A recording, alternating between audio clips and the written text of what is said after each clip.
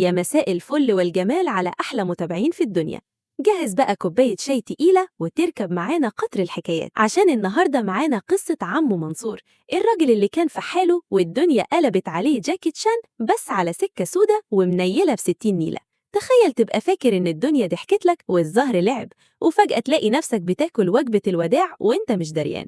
حكايتنا بتبتدي مع منسو، راجل طيب وموظف مثالي بقاله 25 سنة بيفني عمره في شركة ورق. الدنيا ربيع والجو بديع، قاعد هو وعيلته بياكلوا غدوة ملوكي، حتة لحمة غالية جدا بعتها الشركة هدية تقدير لجهوده. بنته ريون اللي عندها ظروف خاصة وموهوبة قاعدة تعزف على التشيلو وتعمل جو، ومراته ماري بتفتح هدية شيك هو جابها لها. الراجل طاير من الفرحة وحضن عيلته حضن جماعي وقال يا أرض تهدي ما عليكي أدي. تاني يوم الصبح الكف نزل على وشه في المصنع، عرف إن الشركة اتباعت لمستثمرين أمريكان والجماعة دول ما بيعترفوش بالعشرة. قرروا يمشوا 20% من خط الإنتاج وعايزين قائمة بالأسماء اللي هتتكل على الله.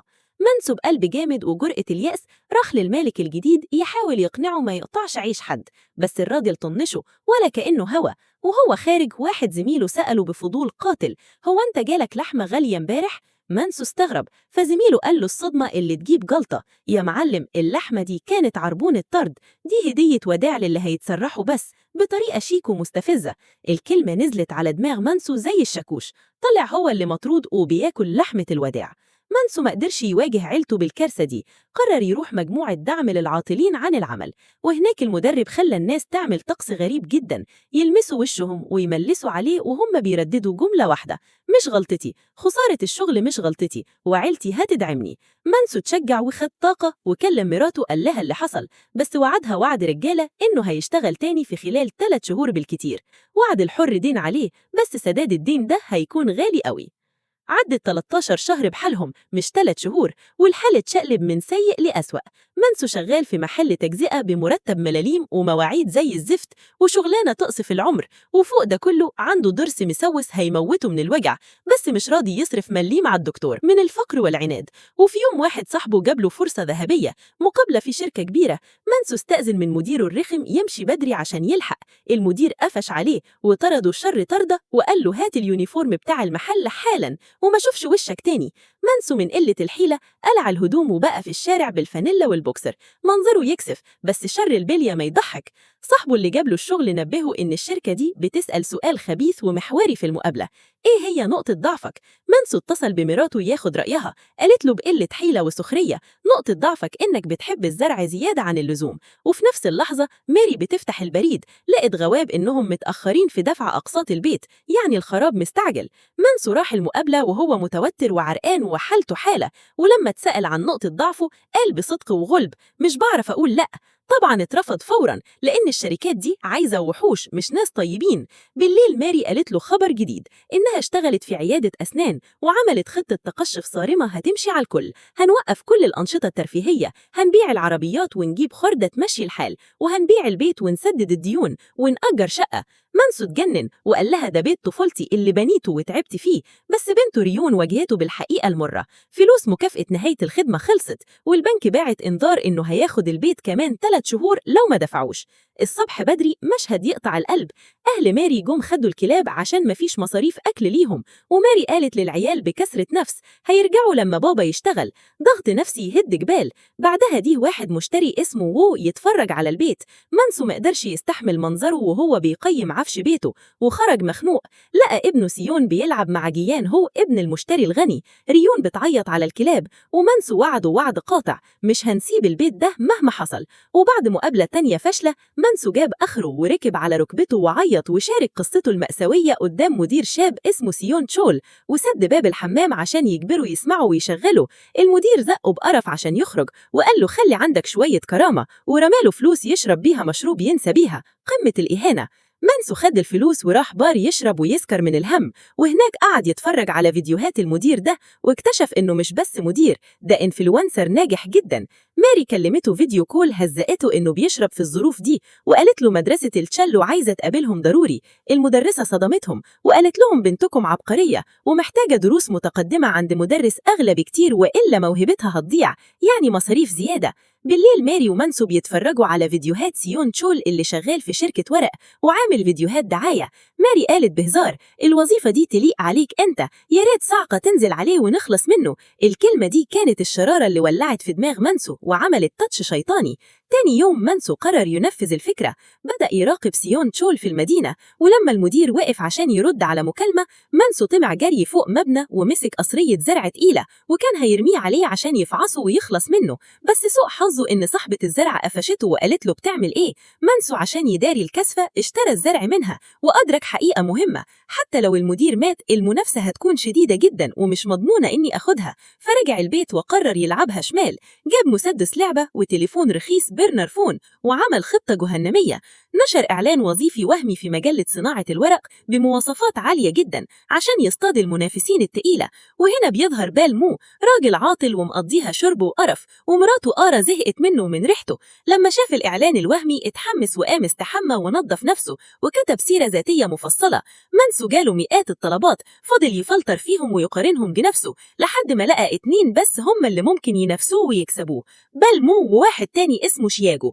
منسو حرق باقي الجوابات كلها وراح على النصب التذكاري لأبوه في البيت وبدل مسدس أبوه الحقيقي من أيام حرب فيتنام بمسدس لعبة وبدأ رحلة المراقبة.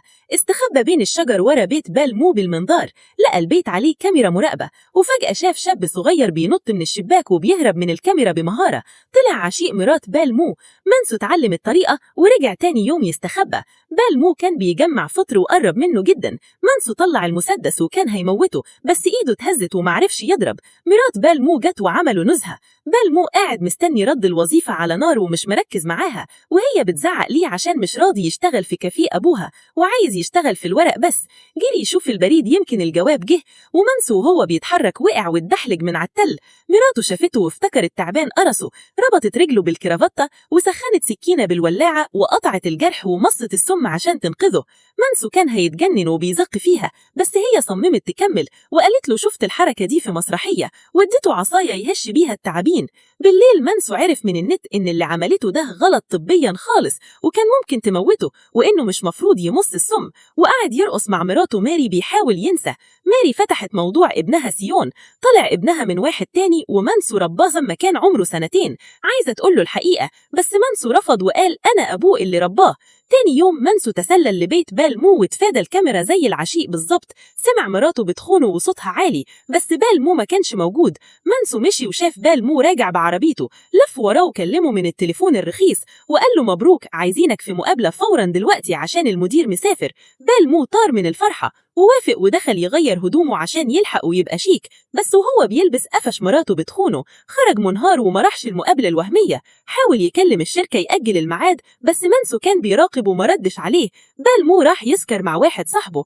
منسو راح ياخد مراته ماري، لقت كيس أكل سريع في العربية وعرفته إنه بيصرف. مدير ماري جيان هو الشاب الوسيم عارف إن منسو ضرسه وجعه فقال له: تعالى لي العيادة أعملهولك. منسو غار جدا وحس بالنقص، ساق العربية بتهور وقال لمراته: ما تجيبيش سيرته تاني، ورجع لبيت بال مو مصمم يخلص عليه.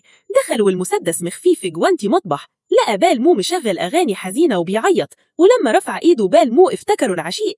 مراته جت ومعاها جايزة تقيلة عشان تضرب بيها العشيق، بس وقفت لما سمعت جوزها بيقول إنه بيحبها هي بس ومش عايز غيرها.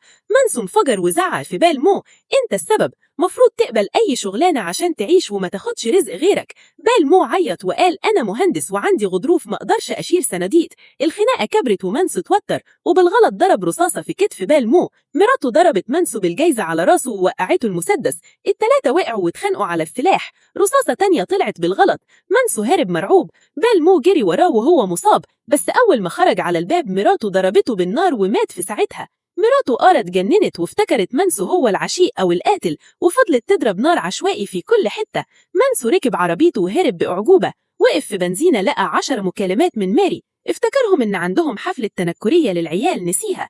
راح الحفلة متأخر ومبهدل، لقى مراته بترقص مع مديرها جيان هو سعيدة جدا وهو حافظ رقصتها المفضلة. منسو قلبه اتكسر وغيرته ولعت، رقص ناحيتهم بحزن بس هي طنشته عشان ريحته وشكله. رجع لبيت بالمو عشان يداري الجريمة، لقى مراته مشغولة مع العشيق جوه. استغل الفرصة ودفن جثة بالمو وخد المسدس. رجع البيت فتش في هدوم مراته الداخلية وشك فيها. اتخانقوا وماري قالت له أنت مدمن سابق وبقيت غريب ومخبي عني حاجات، ورمت الهدوم في وشه. مانسو سابها ونزل يراقب المنافس التاني شيجو. شيجو كان شغال في محل جزم وحالته صعبة. بنته جت تطلب منه فلوس بالعافية والزباين مشيوا بسببه. مانسو صعب عليه الراجل وحس بالذنب. دخل المحل واشترى جزم لبنته عشان يكفر عن ذنبه، وقعدوا يتكلموا عن هموم البطالة وحبهم للورق. مانسو وعده يرجع تاني عشان بنته تقيس الجزم. بالليل مانسو عمل كمين، وقف على الطريق وعمل نفسه عربيته عطلانة. شيجو الشهم وقف يساعده. مانسو قال للراجل إنه ملوش فلوس للونش. شيجو بدأ يكشف على العربية.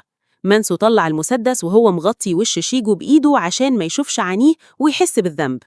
شيجو زقه وحاول يهرب، بس مانسو قتله بدم بارد رصاصة. حط الجثة في الشنطة وخد الكاميرا الداش كام من عربية شيجو، بس من ربكته نسي ظرف الرصاصة الفارغ على الأرض، ودي غلطة الشاطر. في نفس الوقت في البيت ابنه سيون سرق تليفونات مع صاحبه ديان هو من محل أبوه، والشرطة جريت وراهم. سيون رجع البيت وخبى العجلة. مانسو وصل لقى العجلة مليانة طين. فهم إنه ابنه عمل مصيبة. حفر حفرة عشان يدفن التليفونات، بس نام من التعب جنب الحفرة. الصبح الشرطة جت تخبط عشان سيون. مانسو اترعب لأنه هدوم الجثة كانت باينة من شنطة العربية. وقف يداريها بجسمه. ركبوا كلهم وراحوا القسم، والجثة في الشنطة وراهم. في القسم ماري استخدمت دهاء الستات عشان تلهي وو صاحب المحل المسروق وتخليه يتنازل عن المحضر، ومانسو كمل عليها وهدده بفيديوهات فضايح ليه مع ستات تانية كان سرقها من الكاميرا. الموضوع اتحل ودي عشان الفضايح. في البيت مانسو لقى التليفونات المسروقة والسجاير. دفنوا التليفونات في الحفرة، ومانسو ادى السجاير لابنه عشان يعمل فيها الأب الكول. مانسو حب يتخلص من جثة شيجو. جاب منشار وكان هيقطعها، بس قلبه ما طوعوش وما قدرش. ربطوا بحبل الجنينة وعملوا كورة ودفنوا وحط شجرة فوقه. وابنه سيون كان بيراقب من فوق السطوح وشاف أبوه بيدفن حاجة. المباحث جت تسأل عن اختفاء بالمو وشيجو لأنهم كانوا مقدمين على نفس الوظيفة وكانوا أصحاب. مانسو أنكر، بس المباحث شكت لأنه اتكلم عنهم بصيغة الموتى، ولقيوا ظرف الرصاصة وعرفوا إنه من كوريا الشمالية. ماري شكت في جوزها، فتشت ولقيت المسدس اللعبة في الدولاب، فعرفت إن الحقيقي معاه.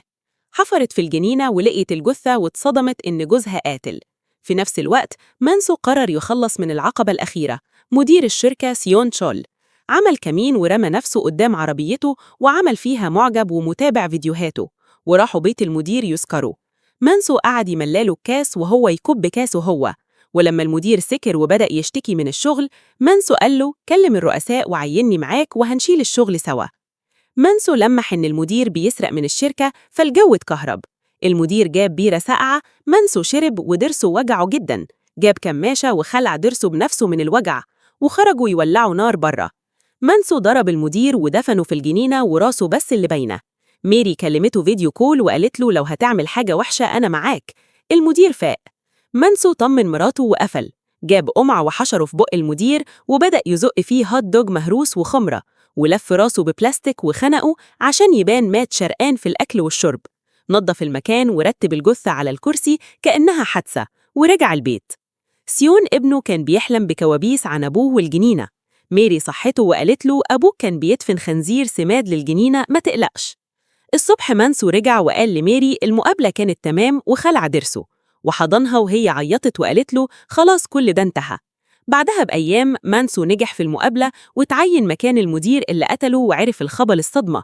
الشركة هتمشي باقي الموظفين وتجيب ماكينات، يعني كل ده كان عشان ولا حاجة، والمنافسة كانت وهم. ميري رجعت الكلاب ودفعت البيت. المباحث رجعت وقالت لمانسو انت براءة. ليه بقى؟ عشان آرا مرات بالمو مثلت دور الأرملة الحزينة ببراعة، وقنعتهم إن جوزها كان عنده سلاح غير مرخص وكان بيكره شيجو، إن هو اللي قتله وهرب. حتى اختارت المسدس الصح من الصور، لبست التهمة للميت وطلعت منها زي الشعرة من العجين. وفي أول يوم شغل مانسو دخل المصنع الفاضي، حط السماعات في ودنه وبدأ يرقص ويحتفل وسط المكن، بقى ملك الورق ومحدش قده. بس إيده ملطخة بدم 3 بني آدمين، وضيع براءته للأبد عشان يحافظ على بيته. شفت بقى اللفة دي كلها؟ الدنيا لما بتدي ظهرها بتحول الحمل الوديع لذئب مفترس. منسو عمل المستحيل عشان يفضل الأب المثالي، بس التمن كان غالي قوي. لو الحكاية عجبتك ما تنساش اللايك والشير، واستنى اللي جاي أقوى. سلام.